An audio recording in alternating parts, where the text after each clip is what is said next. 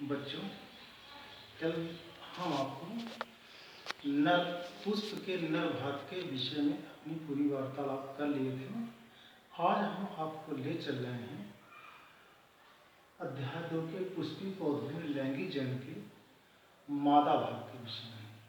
तो हमारा आप चित्र देखें, जिसके माध्यम से प्रयास करें, समझ में आ जाएगा। मैं पूरा प्रयास करूँगा, गौर करें।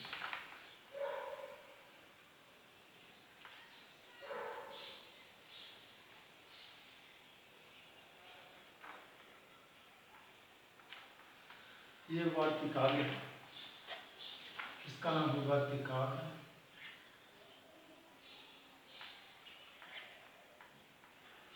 और इस भाग का यहाँ से यहाँ तक नाम है वर्तिका। वर्तिका, गौर करें, वर्तिका। और यहाँ से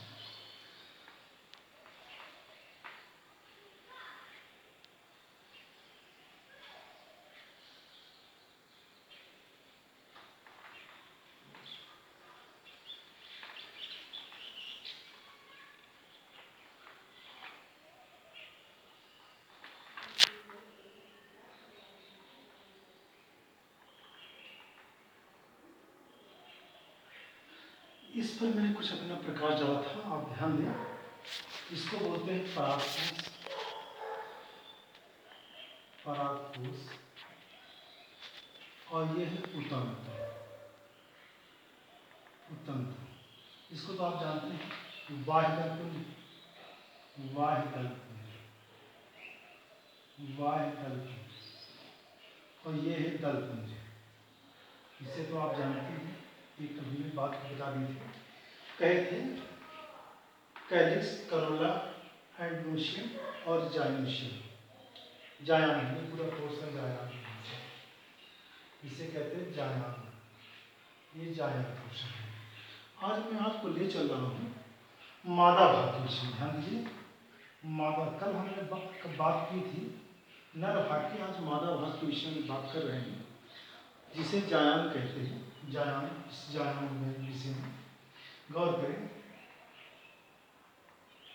अगर इसका चित्र हम बाहर बना के आपको दिखाएं तो मेरी समझ से ज़्यादा समझ में आ जाएगा।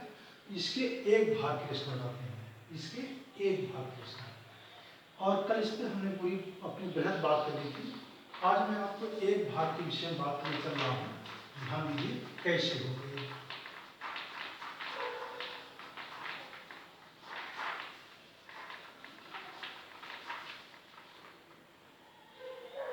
एक भाग इसका ये है कि जैसे मान लीजिए ये आपका ऐसे ये भाग है, इस भाग में ध्यान दीजिए, बीजांड के एक भाग के रचना में बता हूँ आपको।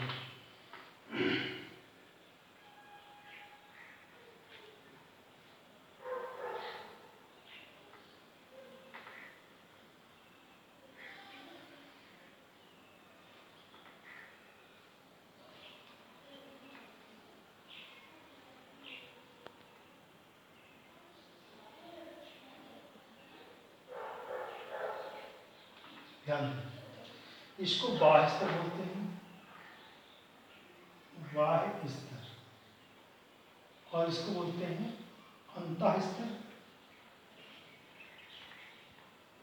गौर करें, एक भाग के रचना में इसको बाह्य स्तर बोलते हैं, और इसके जो अंदर इसको अंतः स्तर बोलते हैं।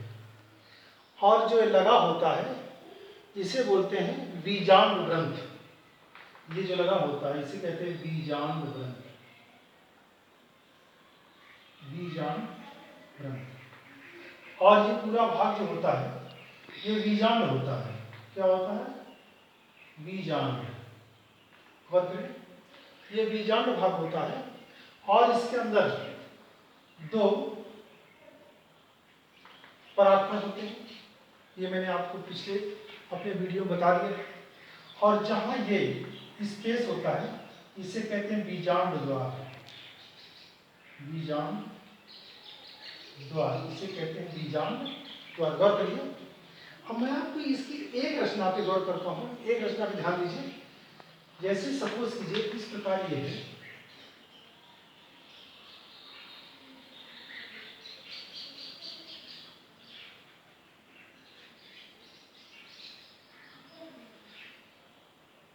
ध्यान दीजिए। एक प्रायः एक क्वेश्चन आता है, उसको मैं बताने जा रहा हूँ।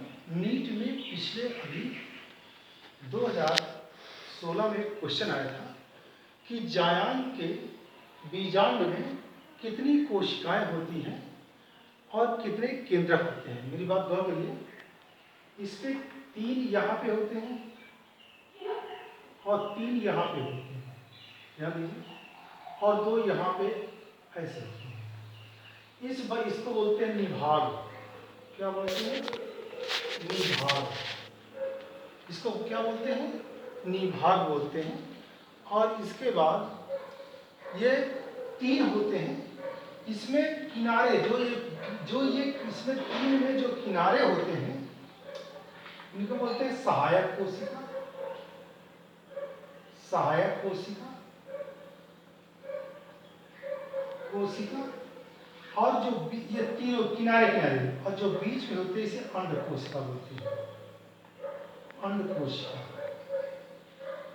हमारा स्पेशली क्वेश्चन ये है कि नीट में भी पिछले और विगत वर्षों में पूछा गया, इस मादा भाग में कितने कोशिकाओं का बना होता है, कितने केंद्रक का बना होता है। बहुत इंपॉर्टेंट क्वेश्चन है। तो देखिए नीट में क्या पूछा, कितने कोशिकाएं होती हैं? 3 ये होती हैं, 1 2 3, 1 2 3, 6 हो गई। और ये एक जॉइंट होता है। तो इसमें कितनी कोशिका होती हैं? कोशिका होती हैं 7। कितनी कोशिका होती हैं? 7। और केंद्रक कितने होते हैं? गौर करिए, 3 3 6 2 8। क्वेश्चन है केंद्रक होते हैं इसमें कुल कितने हो? 8।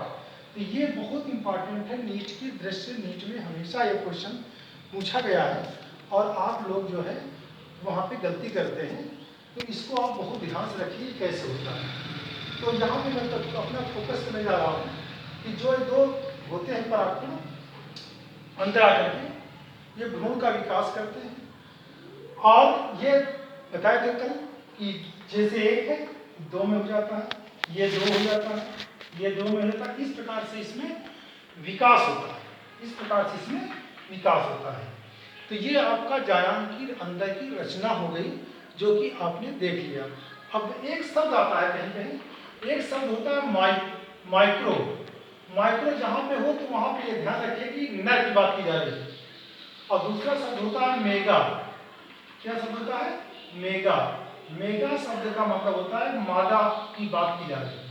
ठीक इस प्रकार से इस जो है ये जायांग की रचना होती है। ऐसे जानना बहुत ही इंपॉर्टेंट है। अब मैं आपको ले चल रहा हूँ गुरु बीजाणु पर। ध्यान दीजिए, गुरु बीजाणु पर। गुरु बीजाणु क्या है? गौर करिए मेरी बात पे आगे थोड़ा से और निश्चित समझ में आ जाएगा। आप लोग पुस्तक ले लीजिए। पुस्तक के सहारे जो हम पढ़ा रहे हैं उसको तो आप बेसिकली रखिए और पुस्तक से आप लोग उसका अध्ययन करिए। तो जो भी कंसेप्ट आपको है वो क्लियर हो जाएगा। यदि ना क्लियर हो तो कृपया मुझसे आप दोबारा पूछेंगे, मैं आपको बता दूंगा और क्या क्या है।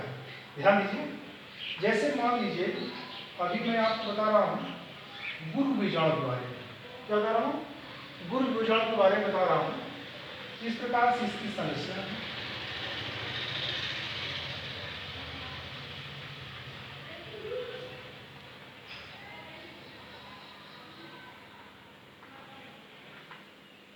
ये है, इसके अंदर 3 होते हैं बीजाणु। 3 में 4 होते हैं। क्या करिए? 4 होते हैं। जब ये अंदर जाकर के निषेचन की क्रिया अर्धसूत्री विभाजन होता है। अर्धसूत्री विभाजन में 3 नष्ट हो जाते हैं। इन बीजाणु, और ये एक रहता है। तो देखिए एन नर और मादा का एन, तो ये 2n हो जाता है, और ये 2n मतलब उसके गुण, नर के और मादा के गुण, दोनों के गुण क्या होते हैं, विद्यमान होते हैं। गौर करिए, ये होता बीजाणु जनन, इसे बोलते हैं बीजाणु जनन, ठीक, ये बीजाणु जनन होता है। और इसे कहते हैं अधर स्तरीय कोशिका, ये अंदर जो बनी होती है ये अधर स्तरीय कोशिका, स्तरीय कोशिका, ये अधर स्तरीय कोशिका होती है, ठीक है। इस प्रकार से अभी हमने कहा कि नर के X और मादा का ये 2n, नर और मादा के दोनों के लक्षण विद्यमान होते हैं, और इस तरह से भ्रूण का विकास होता है।